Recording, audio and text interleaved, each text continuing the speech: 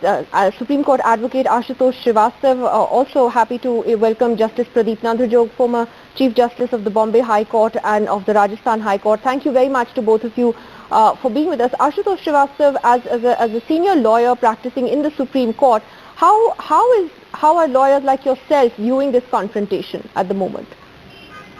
First of all, if I say that if we talk about the appointment of judges in the Supreme Court, it is dealt in Article 124 of the Constitution, which says that the President of India can appoint judges of the Supreme Court in consultation with the Supreme Court judges, that is the Chief Justice of India. And but this issue was raised many a times, whether the consultation of the Supreme Court judges are mandatory or not. So that was decided in 1982 for the first time, when the Supreme Court itself said that the President was not bound to have the consultation of the Supreme Court judges, and accordingly the President would have appointed the judges of his own choice.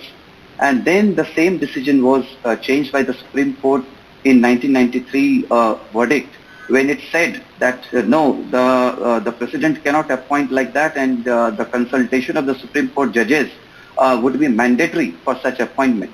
And this is how it changed. So if I talk about the law minister, I don't think legally he has said anything wrong. Because see, as per the collegium, I'm not against collegium, but the collegium is not a parliamentary form which has been adopted, and it is also not as per the Constitution of India, if we consider Article 124 for the appointment of Supreme Court judges. But Ashutosh, very simply, yes, should the government have any say in the appointment of judges, in your view?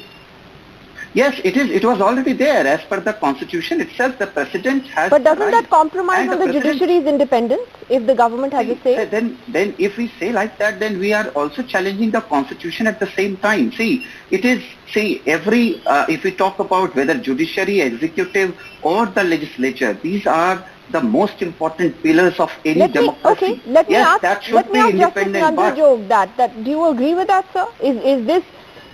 Does it go against the Constitution itself to say that the government should stay out of judicial appointments? Well, I'll put it like this, that prior to S.P. Gupta's judgment, which came in 1982, the process always was, there was no collegium concept. It was like a synergy between the judiciary and the government.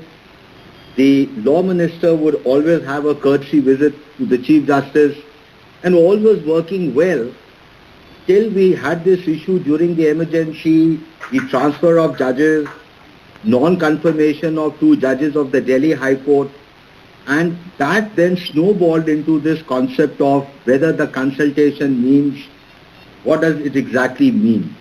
So they said that the word consultation must mean effective consultation, and that effective consultation then got elaborated into that the government would have to act upon what the collegium of the Supreme Court recommends. That is how the whole thing transmutated itself. Now one is going by the letter of the law. What does consultation mean? The other would be the spirit of the law, and in view of Keshwananda Bharati's judgment that judicial independence is an immutable basic feature of the Constitution. So therefore to say that the judiciary should be out from judges' appointment would not be correct. But yes, I was hearing what Justice Lokur was saying. The judiciary must also accept transparency. And unfortunately, when we talk about the collegium, we are only talking about the appointment of judges in the Supreme Court. What about the appointment of judges in the High Court?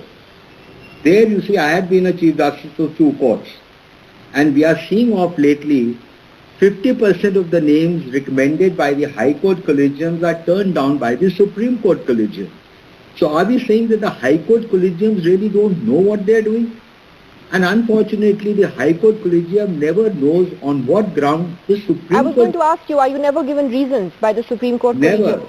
Never. So there is a lot of opacity in that process. Of course, it is. So when we say that we trust the Supreme Court collegium, are we saying that we don't trust the High Court collegiums? But would you want to see a greater government say in the appointment of judges? Are you concerned? Are you concerned that would compromise on the independence of the judiciary? Well, I think that, as they say, sunlight is the best disinfectant. So the judiciary must make itself transparent. And I think if the judiciary were to make itself transparent, much of this debate would go. How do you view the law minister's comments then, Justice Nandrajog? Well, I think he's going overboard. His reaction is disproportionate to what the Supreme Court is not ready to concede. They must concede. They haven't. In fact, if you see the last judgment of NJJC, they said the procedure has to be agreed upon. Now that never got agreed upon. So we don't know on what basis we have selections being done. On what basis are we looking at the minorities representation? On what basis we are looking at the women representation? So all that is not there in public domain. I'm going to leave it at that for the moment, but Justice Nandrajog, I think you really sort of hit the nail on the head that ultimately the judiciary would have to reform itself and to make changes to ensure the system is far more transparent for everyone, so that you don't have a situation where the government actually steps in. Thank you to you and to you, Aashutoshsrivastava, as well, for giving a more nuanced perspective to this big story. We'll take a quick break.